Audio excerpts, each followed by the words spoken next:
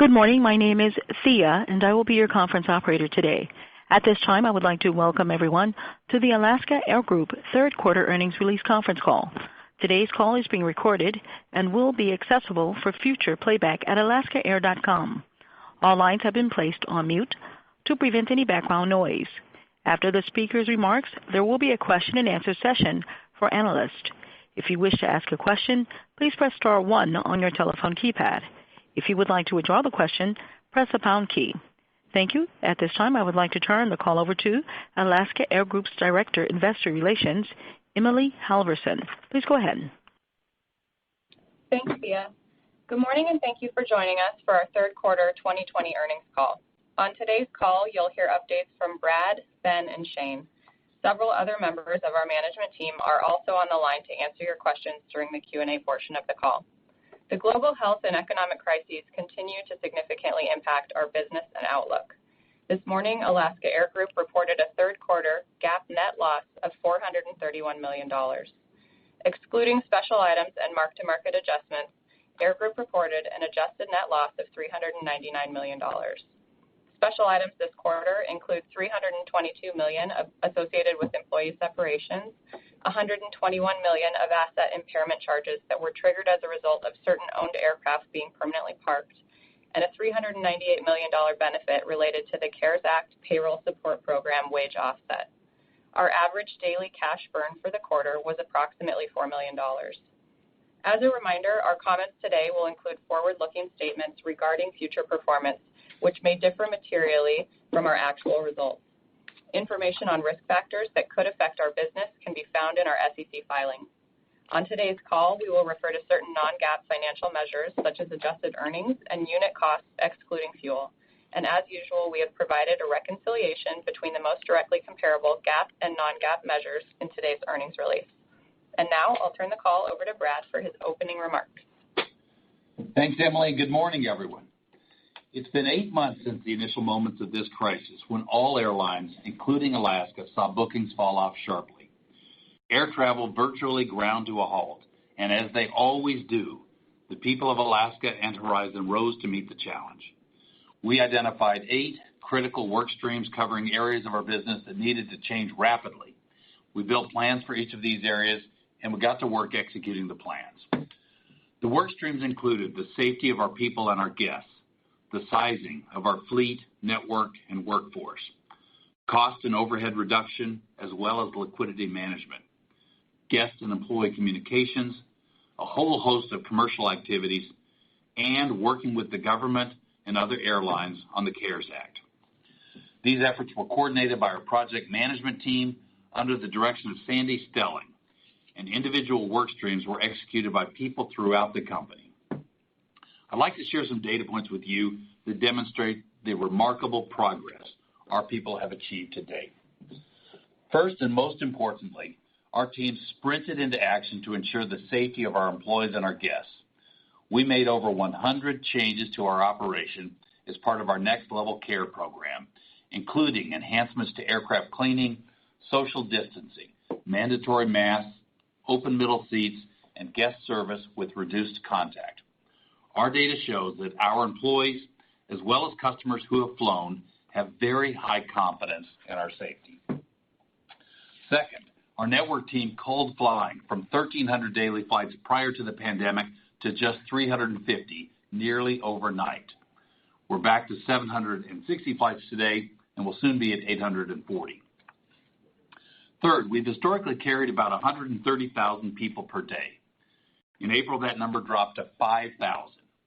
Our commercial team took decisive action to block middle seats, drop change fees, extend elite status, and communicate with guests in new and innovative ways, all in an effort to build confidence with folks who have not yet come back. Their efforts are working, as we've seen a month-by-month steady uptick in the number of passengers we're carrying, and as future bookings are trending at even higher levels. Fourth, parking aircraft and putting them into storage is more complex than most people would guess. The Alaska and Horizon maintenance teams parked 177 of our 329 aircraft, and they've now safely brought 110 of these back into service. Fifth, getting our employee resource levels right has been an all-consuming effort for company leaders, union leaders, and our employees. Volunteers stepped forward to support our fight for survival, and nearly 7,000 employees took short-term leaves of absence, and we've now had over 4,000 employees volunteer for long-term leaves, incentive lines, and early retirements. Sixth, our finance team has led our work to right-size our operation and reduce spending, and we've reduced our cash burn from approximately $13 million per day to $4 million per day. These heroic efforts, along with the money received from the U.S. Treasury, mean that our debt levels, net of cash, are unchanged from prior to the crisis. This is an incredible achievement and one that we believe few of our peers will replicate. Seventh, our finance, legal, and treasury teams tapped into nearly $4 billion in new liquidity, well in excess of our $2.5 billion goal. And finally, we continue to fight to maintain jobs for our people, and we've been extremely proud to work with labor leaders and other airlines in the effort to secure further payroll support from the government. Our government affairs team has been highly engaged, and they continue to be as we speak. Shane and Ben will provide more detail on several of these areas in a moment. In today's environment, the sequential trends from month to month tell the clearest story of progress, but I do want to share a bit about our quarterly results. In the third quarter, Air Group's capacity was down 55%, and as Emily said, our adjusted net loss was $399 million. Our total revenues were down 71% for the quarter, which is sobering, but it's up 11 points from last quarter, and we believe it will be amongst the best results in the industry. As I mentioned, over 4,000 employees volunteered for programs that were designed to reduce our need to furlough as we right-size. Starting October 1st, these individuals began their early retirements, extended leaves, and incentive lines. I want to recognize and thank each of them for their contributions and for their dedication to Alaska. Many of these people have been with Alaska for decades, and they're the folks who truly built Alaska. They did nothing to cause this crisis, and yet they've made a substantial personal sacrifice to contribute to our future and to save a job for someone else. I'm very proud of our finance team who's doing a terrific job managing liquidity. Today we have $3.7 billion in cash on hand and another $1.8 billion in standby liquidity for total liquidity of $5.5 billion. Having this in place has allowed us to get through the initial phases of our response and shift our focus from survival to recalibrating and restructuring for long-term prosperity. A former leader here used to remind us that running a business is like designing and building a house. No one knows what kind of weather we'll have, but we can build a house to withstand the worst storms and also to take maximum advantage of the good weather when it comes. We believe we've done this at Alaska. No airline would choose the crisis we're experiencing today. But with our strong balance sheet, our low costs and low reliance on high fares, and our great service and highly loyal customers, we believe we're better positioned than any other airline to survive this storm and to capitalize on the good weather when it comes. I want to again thank our people for everything they're doing, and with that, I'll pass this over to Ben. Thanks, Brad. To start out, I too would like to add my appreciation for the employees to whom we have said goodbye to this month. I've spent a large portion of my career leading our operations team, so I know the passion and dedication of our frontline workers. We will miss them, and we truly want to thank them for their incredible careers that help shape the values of our company. And I look forward to the day when we're able to ask all those who are on furlough to return. Typically, our third quarter call shares guidance for the fourth quarter and lays out plans for the following year. While volatility has come down relative to Q2, there is little additional clarity about the nature and speed of the demand recovery. Despite that, we will continue to communicate candidly about what we know, including the planning assumptions that are shaping our thinking about the next year. A major driver of demand recovery will be whether our customers believe that flying is safe. Our operational experience in the last 8 months has shown that the transmission rate of COVID-19 in the air travel environment is lower than in the general population. It's been said, but it's worth repeating, that hospital-grade HEPA filters on our airplanes remove 99.9% of airborne particulates, and fresh air is recirculated through the cabin every 3 minutes. The results of recent scientific studies bolsters our confidence that air travel is safe for the large portion of the population, especially with the additional layers of safety we have implemented. Studies published this month determined that cabin design and airflow systems create the equivalent of over 6 feet of social distance between passengers, even on a full flight when masks are worn. One study showed that given airflow and filtration systems, only 0.003% of airborne contaminants can reach any one person. Another study showed that it would take 54 hours of sitting next to a mask-wearing COVID-positive passenger to catch the virus. They also concluded that the risk of contracting COVID-19 during air travel is extremely low compared to typical daily activities. We are very encouraged by what our own experience and the scientific work suggest, that it is safe to fly. We continue to work with our guests every day to educate them about the health precautions that are in place and why those who are not considered high risk can be confident to return to air travel. Last week, Hawaii lifted quarantine requirements for visitors with a negative COVID test. We have seen recent strength in bookings for the islands. I personally flew there to meet with local officials and experience the program for myself. It was fantastic to be back in the island. Our flight was full, except for open middle seats, and guests had done their pre-arrival COVID test to ensure they are negative. Although the arrival and screening process still has hiccups that need to be resolved, meetings with government and state officials gave me confidence that Hawaii traffic will steadily return over the coming months. Despite the evidence that flying is safe, we must acknowledge that many customers are not flying because they are not comfortable doing so. To boost guest confidence in the near term, we will continue to block middle seats through January 6th. However, we are currently mapping a framework that will set the stage for the unblocking of seats as conditions support doing so. We expect to bring back middle seat occupancy in early 2021, beginning with shorter haul flights and geographies like Hawaii, where required testing is already reinforcing traveler confidence. Our decision to move forward will be responsive and calibrated to changing conditions, things like rising COVID cases or more restrictive state postures that could change our plans. Similar to how we've added back capacity, seen higher loads, and incrementally brought back more onboard service, we recognize we have to be thoughtful and deliberate in creating confidence for our guests throughout this transition. Typical load factors with middle seats blocked should be in the 45 to 55% range, which is equivalent to 65 to 80% when adjusting for available seats only. Blocked middle seats will continue, of course, to act as a headwind towards our goal of achieving cash break-even results. Turning to our planning scenarios for the coming months, our assumption is unchanged from the last quarter and expect to be about 80% of 2019 capacity by the summer of 2021, with full pre-COVID recovery to be well into 2022.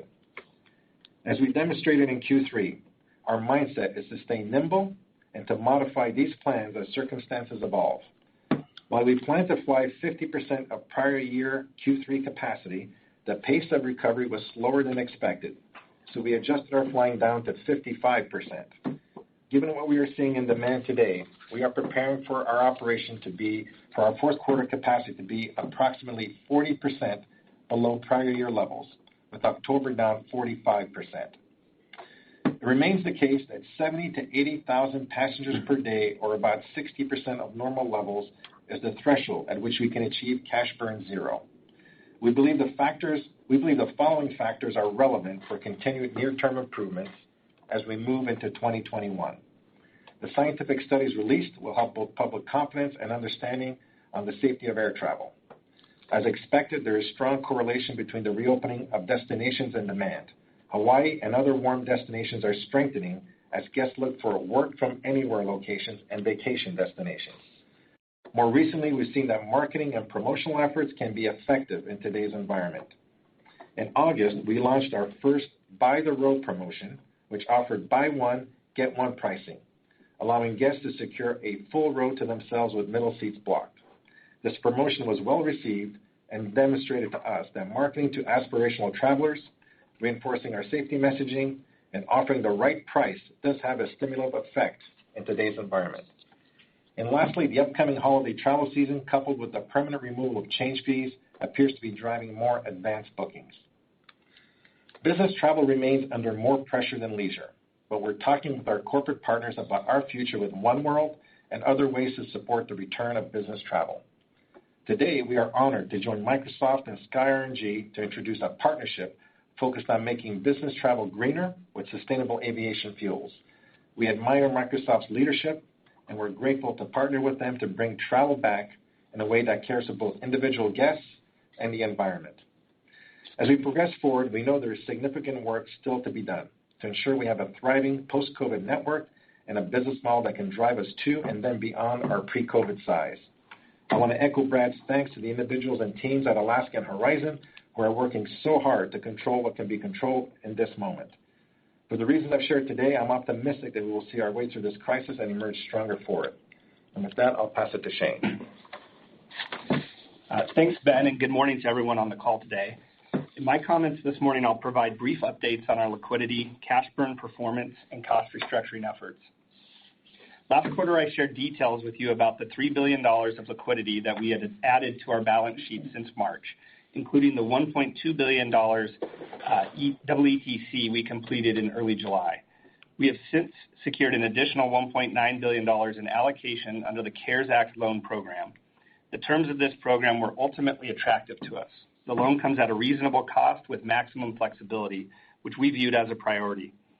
We don't want to add long-term embedded debt and interest costs if we can avoid it, especially if we ultimately find we do not need it to finance losses. All of us at Alaska want to thank Secretary Mnuchin and his team at Treasury for their efforts to develop and move this loan program forward in a very short period of time. The CARES Act loan program allows for incremental draws through March of 2021 after a required initial draw of 10% of our allocation. Our $3.7 billion of cash balance today includes $135 million from an initial draw. We plan to make final decisions on how much to draw sometime after the new year. If we added the entire remaining CARES Act loan allocation available to us to the $3.7 billion we have on hand, our total effective liquidity is $5.5 billion, which at current burn rates is approximately 4 years of liquidity. While we have some remaining assets we could borrow against, as we sit today, we don't foresee any additional liquidity efforts being required right now. The next decision in front of us is whether to pay down or refinance our credit facility and 364-day term loans due in March and April of next year. I'll reemphasize a data point Brad highlighted, which is that we actually closed the third quarter with adjusted net debt of approximately $1.7 billion, which impressively is flat with the year-end 2019. In very round dollars, we did burn $1 billion since the onset of COVID. However, we paid down $250 million of debt, and the PSP grant provided $750 million to fund most of our payroll over this period. This underscores the importance of the PSP grant program, which was instrumental in protecting jobs and helping us to bridge the extreme financial deterioration we saw in the first 6 months of this pandemic. That deterioration continues, of course, today, and only continued PSP support can reliably help avoid balance sheet destruction for the industry. Balance sheets that will be needed to fuel future industry recovery and growth, which would, we believe, support and accelerate the broader economic recovery and growth needed in our country. Turning to cash burn, on a company size adjusted basis, our $4 million of cash burn per day compares well to others in the industry. As a reminder, our burn figure has thus far included cash revenues and most cash outlays, including debt service and CapEx. However, now that we have fantastic liquidity and we've reduced and stabilized our spending, we will increasingly focus on cash flow from operations trends as our primary cash metric. Total cash remains important, but as we incur more one-time outlays, such as severance and lump sum payments to employees and potential large debt payoffs, our mindset is that watching total liquidity, net debt, and operating cash flows is more appropriate than an all-in number that will be lumpier and therefore potentially less meaningful. Very early in the pandemic, we articulated a goal to reach cash burn break even by year's end. While I'm happy with our progress on cash burn reduction and believe we may have the best results on this metric in the industry, we do not expect to hit our target by December for 3 primary reasons. First, we are bringing capacity back into Seattle somewhat faster than originally planned. Second, as mentioned previously, blocking middle seats caps the effective load factor we can achieve to a level slightly under what's required for cash break even. And third, while trending consistently positive, the return of demand has been slower than our original guess back in April, which admittedly we developed with very little to go on at the time. Given what we know today, I do expect our cash burn to continue to improve during Q4. For the next several months, we expect our monthly cash outflows to be about $450 to $475 million per month, given the amount of capacity we are planning to deploy and required debt payments. Month to month, there will be some timing effects, but that is a decent range for the next quarter or two. I do anticipate that as we've done to date, our cash burn progress towards break-even will be ahead of the industry.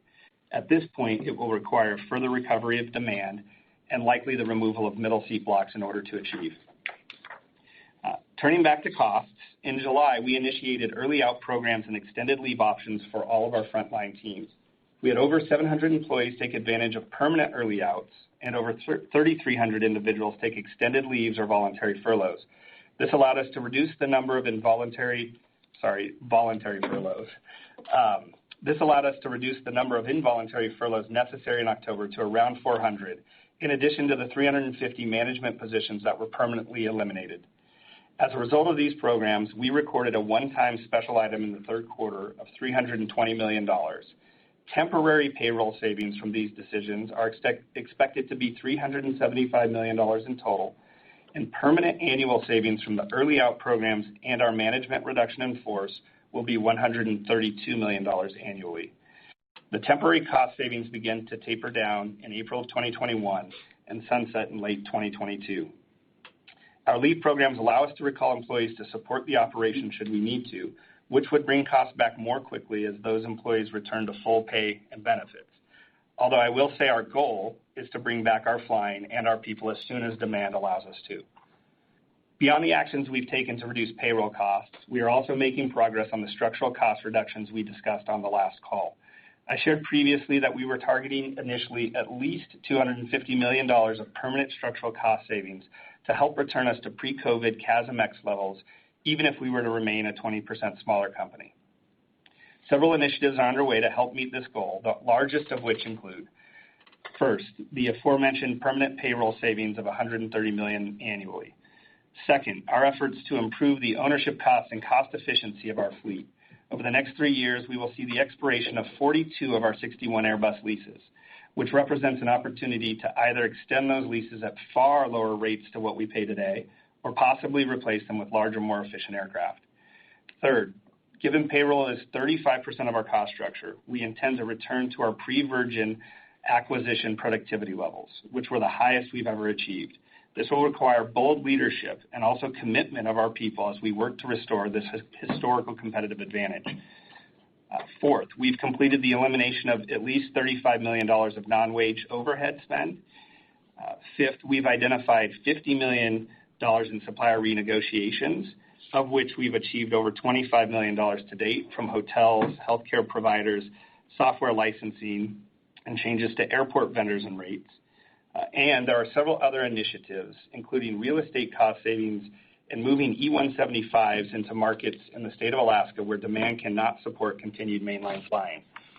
I believe that these initiatives are the right first steps to begin restoring our cost structure.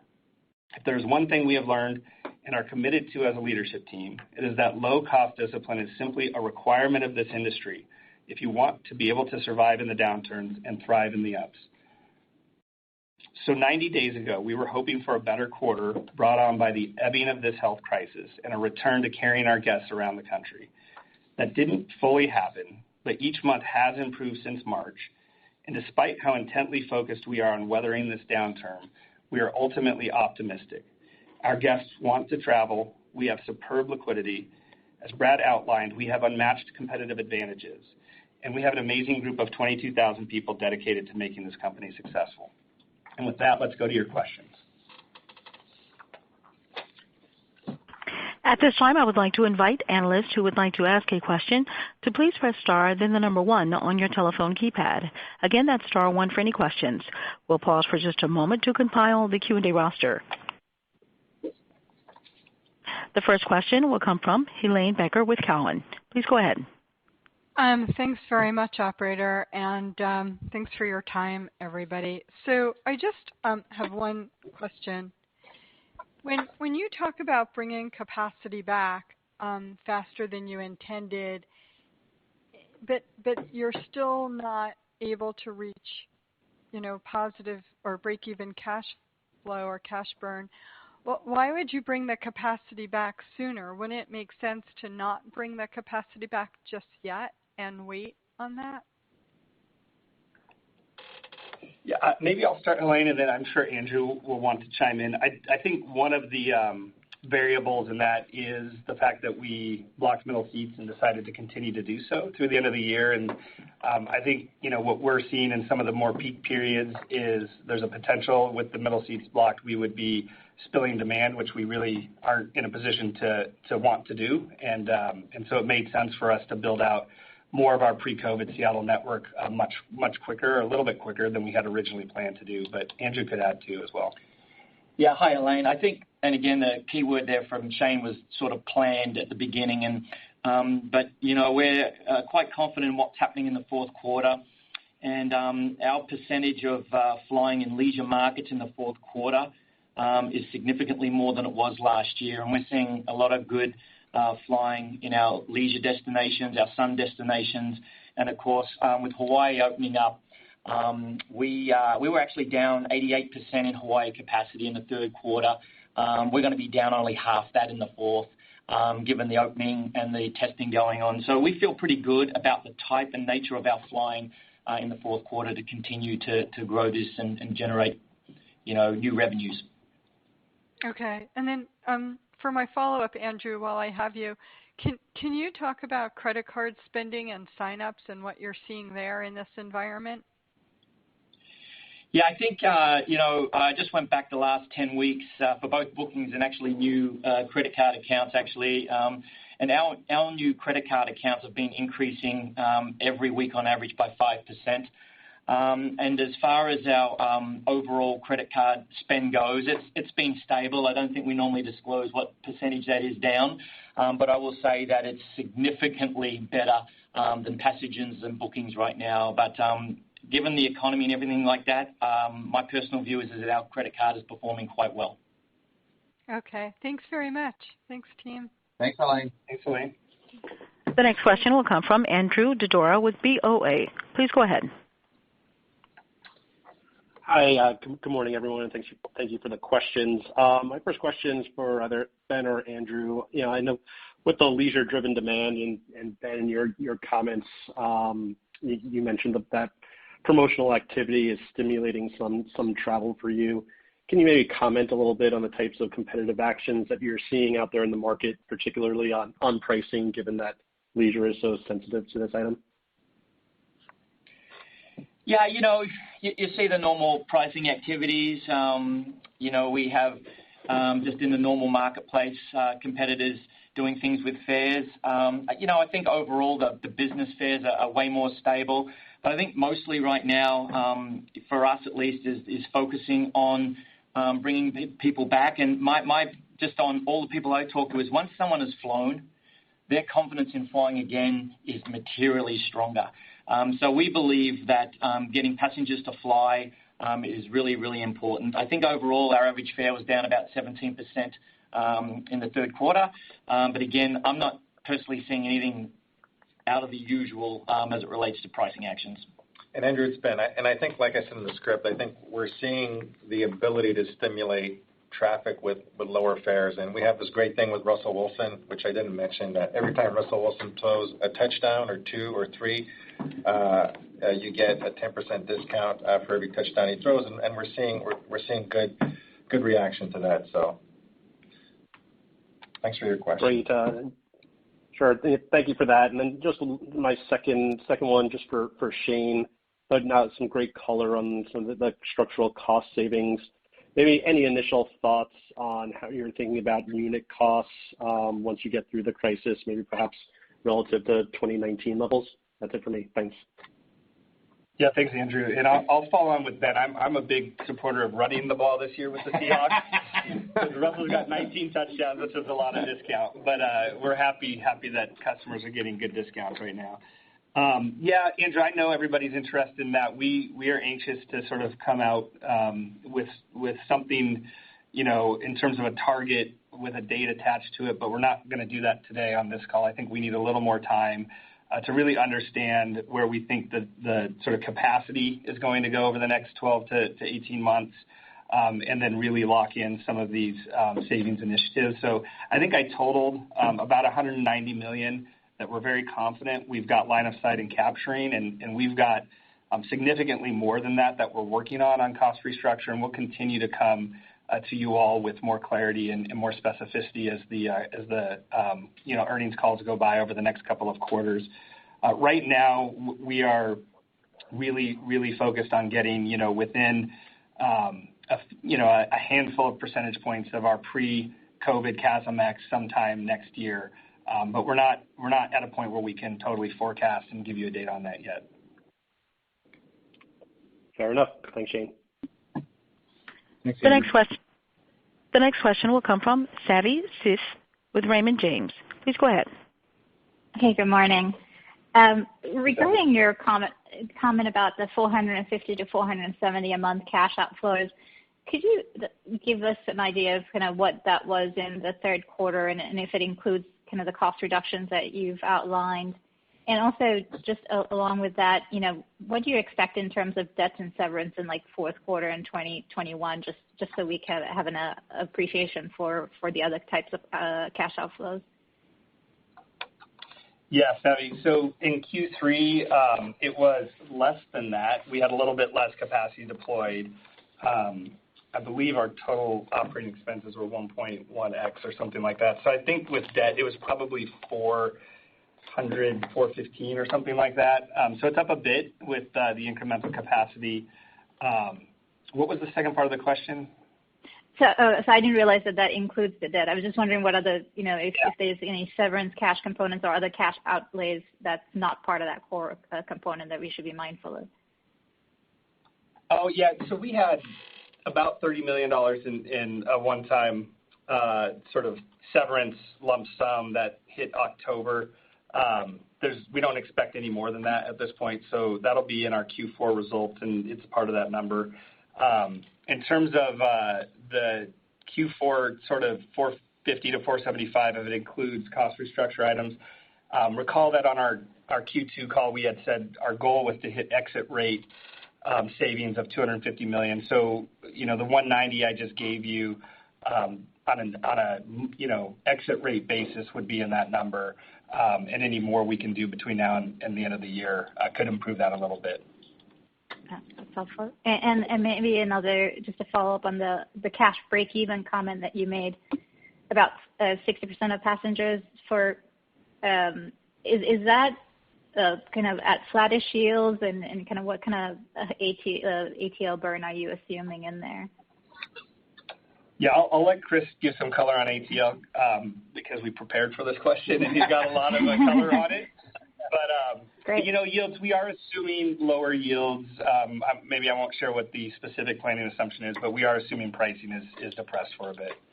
Yeah, and Savi, on ATL, I mean, most folks I think on the call know air traffic liability. It's really that cash we collect in advance of sending someone on a trip, right? So over time, that mix has changed dramatically. So if you look at where we were pre-COVID, about 95% of our total $1.2 billion of ATL was related to tickets with a definitive departure date, and 5% were related to credits like refunds and things like that. Well, that mix has changed a lot, and we're about 50-50 now. So about $600 million of our $1.1 billion air traffic liability is related to the refunds that we've provided customers over the past few months. So that's a lot more difficult to forecast when that's going to be used versus the true ticket ATL. And so we're looking at that right now. Andrew and his team are doing some promotions to entice people to use those credits maybe a little bit differently. But to give you some color, in Q3, about 15 to 20% of all new bookings were by using these credits versus cash. And typically that's about a 2% of total bookings is using these credits. So we are seeing a cash headwind because of that, but we're doing a lot of things on the promotional side to make sure that customers have a choice whether to use those credits or use something else or convert those to miles, just giving our customers some more options. as we look at that so that we can avoid sort of a run on the bank and that credit. Chris, at this level, you were saying that it's roughly $50 million of revenue in a month that's not of bookings a month that's coming. We're not getting cash for. That's right. Pulling away from credit. That's right. Does that help? That's super helpful, Carlo. Thank you. Thanks. The next question will come from Jamie Baker with J.P. Morgan. Please go ahead. Hey, good morning. The follow-up on Savi's question, and I recognize that, ATL is part of the equation, but could you simply express, cash break even on a revenue basis? That's how Southwest and others are doing it. Sorry, I want to make sure I understand the question, Jamie. Well, you were discussing cash break even on a passenger on a volume basis, but with lower yields. Yeah. I'm just wondering, just put some goalposts around the actual revenue figure expressed as a percentage of 2019 that gets you in the ballpark of zero cash burn. Yeah, it's close to 62%. And that's going to be about that's not negative 60 to 62. That's 60 to 62 of 2019, correct? Yeah, correct. Okay, perfect. And then second question, and thank you very much for that. Can you give us some more color on demand trends to Hawaii? In particular, how quickly did they react to the recent headlines? And also, what level of revenue are you running in the fourth quarter as a percentage of last year? American made the comment today that some of their short haul, international beach markets, are sort of minus 30. I recognize that your capacity is going to be down about 50% to and from the islands, but how should we think about the revenue component there? Jamie, it's Andrew. Because it seems like everything is pretty favorable, at the moment. Yeah, I think what I can tell you, what I've seen personally is that once Hawaii announced, this program and the opening up, we started to see bookings obviously increase materially, and we continue to see every day higher bookings than the day before in Hawaii. I would just say, though, that we're sort of going to be having about 19 flights a day starting in November and going into December, and we used to have like 30, 33. So there's a long way to go, but I think for us, as you know, it used to be double-digit percentages of our capacity and revenues, Hawaii was, and it dropped down to like 2%. So that, at least for us as our revenue recovery goes, is a good story. As it relates to bookings in general, I think what's encouraging a little bit is that the close-in bookings are what they've always been and getting a little bit better, but what we are seeing is people willing and more comfortable to book further out. And that trend has been increasing week to week to week. So all that being said, we are headed in the right direction on those fronts, although, it's slow going. Would that imply positive Hawaiian RASM in the first quarter then, possibly? That's a great question, which we will not be answering, but thank you. Fair enough. Old habits die hard. Thank you, everybody. Take care. The next question will come from Joseph DeNardi with Stifel. Please go ahead. Oh, thanks. Good morning. Shane or Brad, when you think about your capital structure post-COVID, how much more conservatively do you think it needs to be as a result of kind of what's transpiring? Does all this not change that? You just kind of hope it doesn't happen again, or do you think you need to run the business with some sort of significant net cash position? And any thoughts there?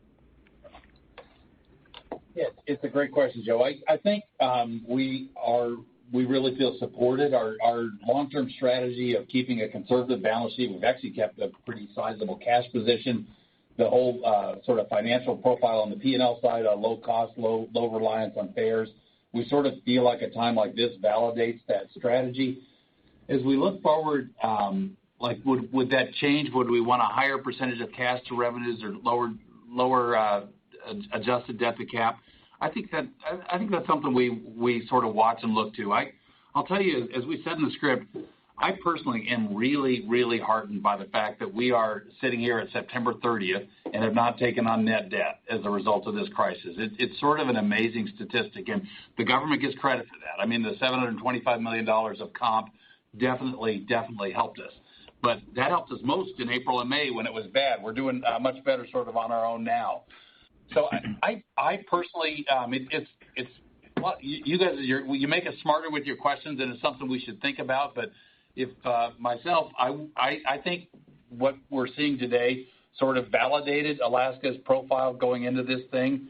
I think it was a pretty good cash position, a pretty good balance sheet, excellent sort of setup for the marketplace in terms of low fares and low costs. And I'm not thinking at the moment we'd have a lot of changes coming out of this crisis. Shane, what do you think? I actually totally agree with Brad. I think we might carry a little more cash for a little while until we get, really confident in the recovery. But once we do, I think we had a really nice position going into this and it's worked out well for us over the last 6 or 8 months. Okay, that's helpful. And then, Andrew, can you talk about when you or when B of A thinks spend on the co-brand card will get back to where it was in 2019? And can you remind us the status of the contract between you and Bank of America? Thank you. We have a number of years left on a contract. We don't really disclose the exact dates, but there's a few years left on that. As we've shared historically, about a $1.1 billion, cash generated by the program. As I shared in my earlier remarks, the economy is obviously going to have an impact, and you can do your own modeling on credit card impacts of negative GDP. But I think the best thing I would share with you today is that our program has continued to grow. We've been flattish spend on our card holders for the last 4 weeks. But again, it's at a level that is okay. It's not really bad. No, like Andrew, correct me if I'm wrong, but I would, like, if you look at spending in the economy, this card, the vast majority of the spending is not on airline tickets. It's on things other than airline tickets. And I would expect that our card is completely doing as any other credit card out there, probably better. It's people are spending less money on trips and going to shows and going to movies, and so credit card spending is down. But I would think that our card spending is right in line with credit activity in the economy at large. I will say we know from speaking to the bank and others that our card is performing very well versus other cards. That is a true statement. Are you on a trend to get back there sometime next year, or is that way too soon? Thank you. I don't plan on commenting on that. I think I would just roll all these comments into the whole cash flow discussion that we've been having. And the economy. It's sort of like, how's the economy doing, and what's the credit card form of payment in relation to economic activity? I'm not sure we have unique insight on this one. Thank you. Yeah. Thanks, the next question is from Hunter Key with Wolfe Research. Please go ahead. Hey, everybody. Good morning. The PSP extension, if it's passed in the next few weeks, would you contemplate bringing these folks back onto the payroll, but just telling them to stay home until demand recovers to the point where they're needed? Or would you just bring them back and put them to work and just burn the cash like PSP is designed to be burned? Yeah. Hey, Hunter. Good morning. This is Shane. I think our mindset is we want the right level of staffing for the amount of volume we've got today. And I think, there's some provisions in the program that we have to and, of course, would follow. So some of that is at the choice of the employee. But, what we had done previously is, really offered leaves, and we had enhanced some of those leaves. I don't know if we would go back to enhanced leave structures, but we want to get back to having the right head count for the volume that we've got. And so that's our focus. We've got targets for every division. I mentioned in the script we'd like to get back to pre-Virgin productivity levels over time, and that's really where our mindset is right now. The tough thing, there are different types of leave programs just based on the complexity of each of the professions that we have here. We don't generally have a mindset that is, one where we want to pay a lot of money to people to not be working. It's a really unique sort of approach that's kind of had to happen just given everything that's going on right now. But that's not where our basic mindset would be. So we would try to get people to continue to take leaves if they could do that, and just have the right number of FTEs on staff that we need to run the operation. Okay, and as a follow-up, I mean, are you sure that you'd have enough folks? I mean, you'd have, minimum service requirements presumably restored as part of PSP. You'd probably have to, you said in the 8K you'd probably recall these 400 people relatively quickly. Are you going to have to pull some of the 4,000 back from voluntary leaves as well? And to that, like if PSP comes, the nature of the question is, are you going to have to, bring back the 400 folks and then bring back another 500 folks from early leave? And then what sort of other costs would you incur in addition to just obviously labor costs, to use PSP? What other friction costs arise? I mean, pulling planes out of storage and incurring more landing fees and things like that. What sort of incremental costs? How do we know that getting PSP is actually a good thing for the cash balance 6 months later? Yep, really good question. I don't connect the two in terms of the recall relative to PSP. During the first PSP program, we had thousands of people on leaves during that, and unpaid leaves during that period of months as well. So I really think, our staffing is going to be a function, as I said, of the capacity we're planning to fly. I think the downside case would be if there was another sort of, really negative trend on demand or something in forward months where we currently have more aircraft than we, would find that we needed at the time. That's, something that we're cognizant could happen. It's not what we think is likely to happen right now. And so there's not a lot of incremental friction costs due to PSP. If we want to bring planes out, it's going to be because we've decided we want to operate that capacity. We're well within our current requirements for service right now with the current fleet we have. So we don't need incremental airplanes to do that, nor do we need incremental people right now to meet those minimum conditions. All right, Shane. Thank you very much. Thanks, Hunter. Thanks, Hunter. The next question will come from Duane Pfennigwerth with Evercore ISI. Please go ahead. Hey, thanks. Just with regard to fleet, appreciate the lease returns that you've outlined here. What is the primary factor you're trying to solve for? Is it operating cost or is it capital? And, should we be positioning Alaska as like a very, very disciplined capital story at this point, or are you just sort of biding your time to put in a big order on the MAX? Hey, Duane, it's Shane. Thanks for the question. We're going to make this decision. There's a lot of factors that are going to go into it, but we are going to make it based on an MPV and a return, perspective.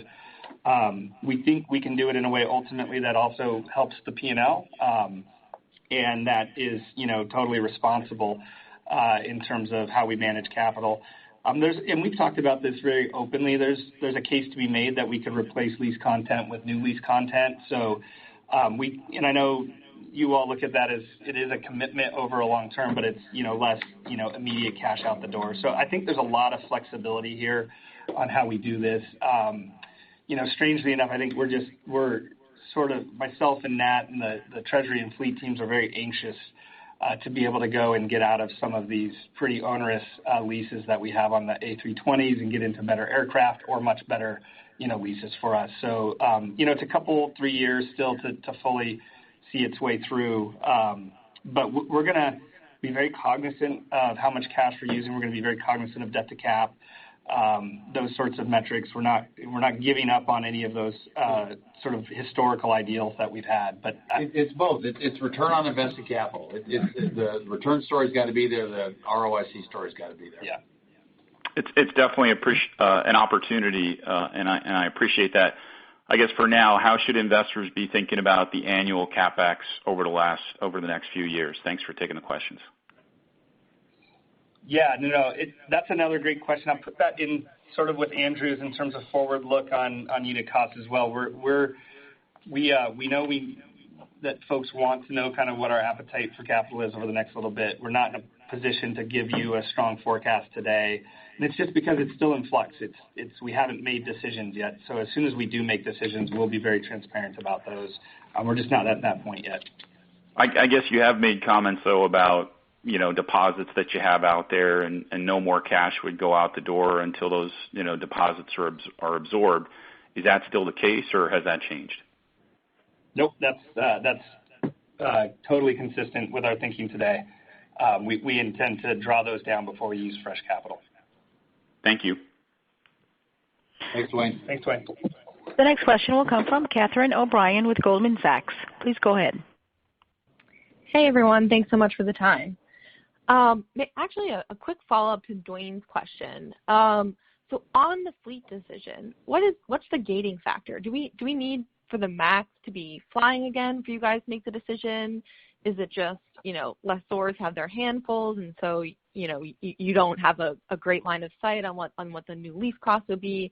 What's the gating factor for you guys to kind of pull the trigger on this? Hey, Katie, it's Nat Pieper. Thanks for the question.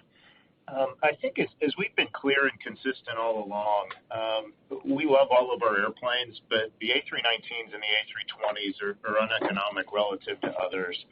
It's a logical time as we're resizing our fleet, getting it to best match demand, to really figure out how do we get the best economic aircraft on the field. And with the A320s, you can either shrink that fleet, we can extend leases, or we can replace them with something better. We're talking to both Boeing and Airbus. We're talking to leasing companies. No surprise, Shane and I have a lot of friends these days on the phone.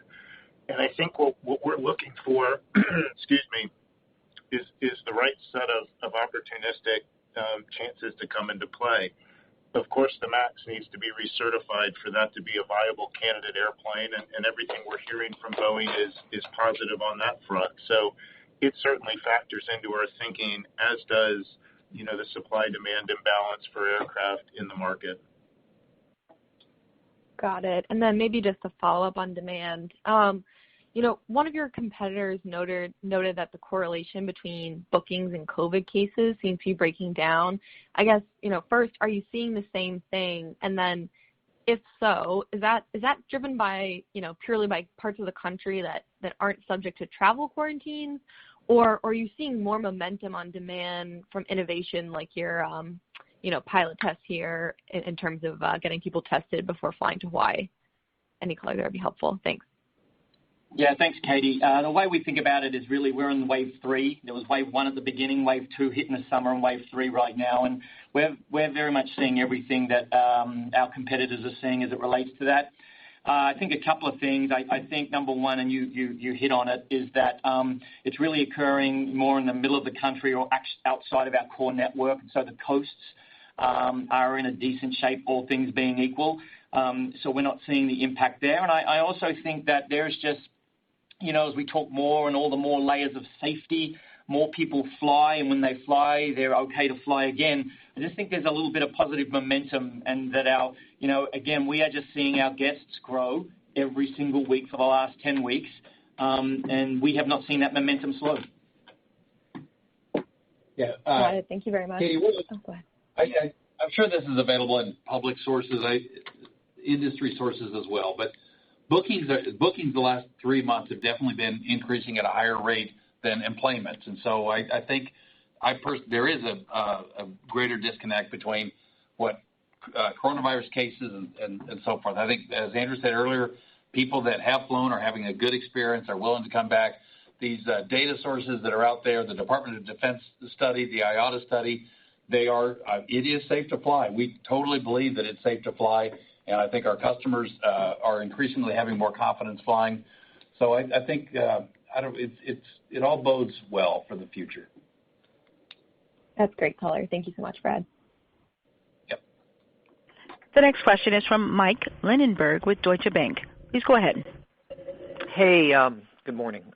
Just a couple quick ones here. Actually, really a two-part question, just with respect to your decision to block middle seats into January. Ben, you spent a little bit of time talking about the science and suggested, just based on what you said, that maybe there was less of a need to do it. And then Shane, you even talked about spilling traffic. So I'm curious, the decision to extend it, is that also driven by competitive reasons? And then sort of a follow-up on that, by blocking that middle seat, maybe this is more to Andrew, just your ability to yield manage up. My sense is that, with loads where they were across the industry, many carriers have really struggled to push fares up, and it's true your yields are better, but I'm just curious anecdotally, or even if you can give us something more tangible about your ability to, hold out inventory for a longer period to get that higher fare. Thanks for taking my questions. Yeah, Mike, thank you. It's a great question. So the way we look at it is we know it's safe to fly. I think, after 8 months of being in this thing, our operational experience and these latest scientific studies have just proven what our experience has shown, is that it's safe to fly. The issue is that we know that, and I'm sure if you talk to your family and friends and you talk to other folks, that society as a whole probably is not in the same place where they're believing that it's safe to fly. So our view is that we've got the next couple of months where we can educate even our own employees, educate customers that it is safe to fly as we slowly ease into the end of the year. And so that's how we were thinking about it. I mean, honestly, it's safe to fly right now, but we've got some work to do just getting the information out there.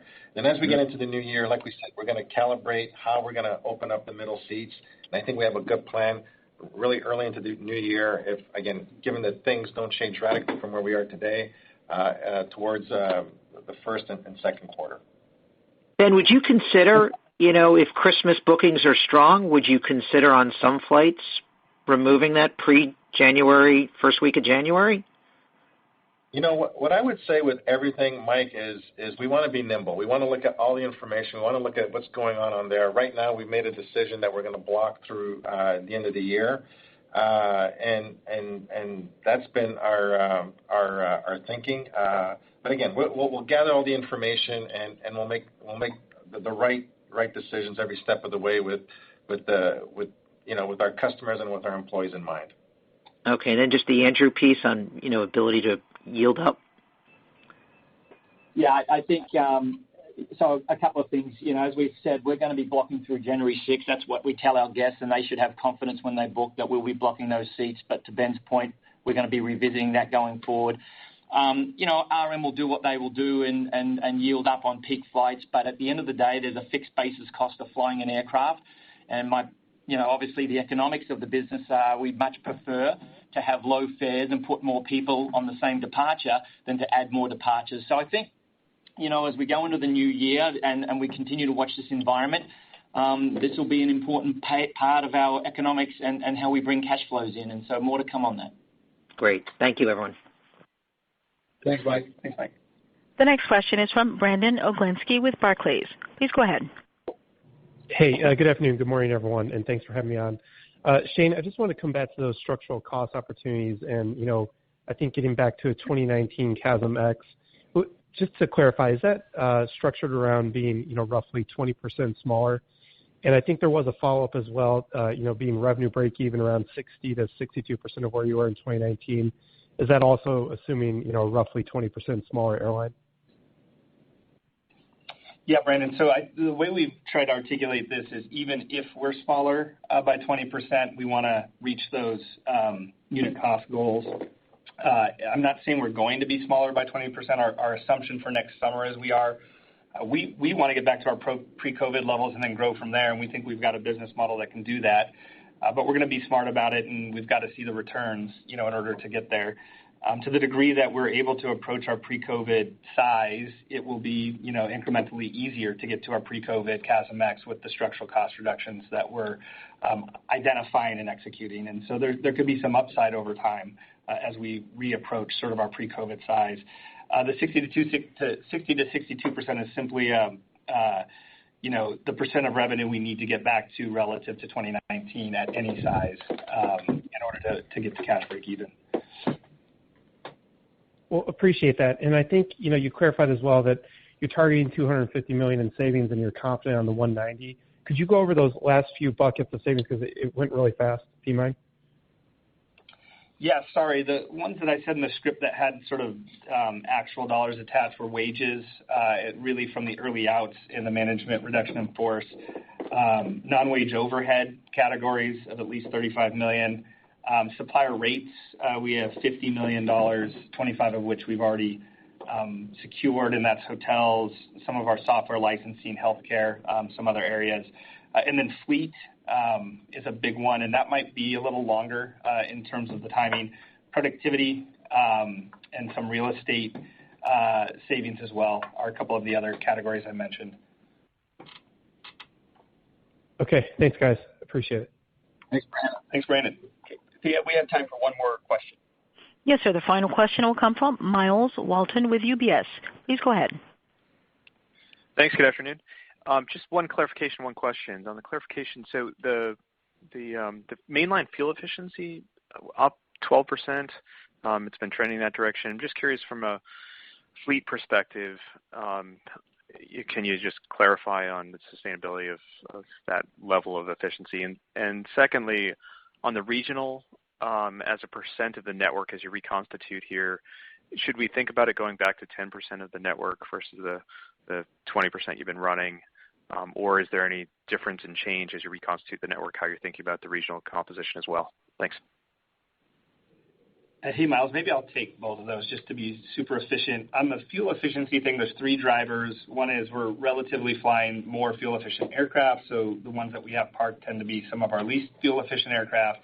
Two, there's just they're starting to come back, but there weren't taxi really lines for a long period of time, so we're not burning fuel sort of waiting, for clearance to get onto the runway. And say again? Light loads. Yeah, and then light loads is the third contributor. And so I don't, as flights come back, as people come back, I would, and our, full fleet comes back, or more of our full fleet comes back, you'll see that, not perform as well. And then I think, long term in terms of what the network shakeout is, it's a bit up in the air. I think our focus right now is getting our mainline operation back to pre-COVID levels, which would put us back to the 90-10 split that we had prior. We've got a couple of regional aircraft on order several years from now, and we're not actively working on something right now different than that. But the regional flying will be pretty much back to pre-COVID level, in the late November, December. And so that percentage change is going to be moving around as we bring more mainline back. Okay. Thank you so much. Thanks, Miles. Alrighty, I think that concludes the time that we've got today. We appreciate everybody's interest in us, and we look forward to talking with you all in 90 days' time. Thank you. Thank you for participating in today's conference call. This call will be available for future playback at alaskaair.com. You may now disconnect.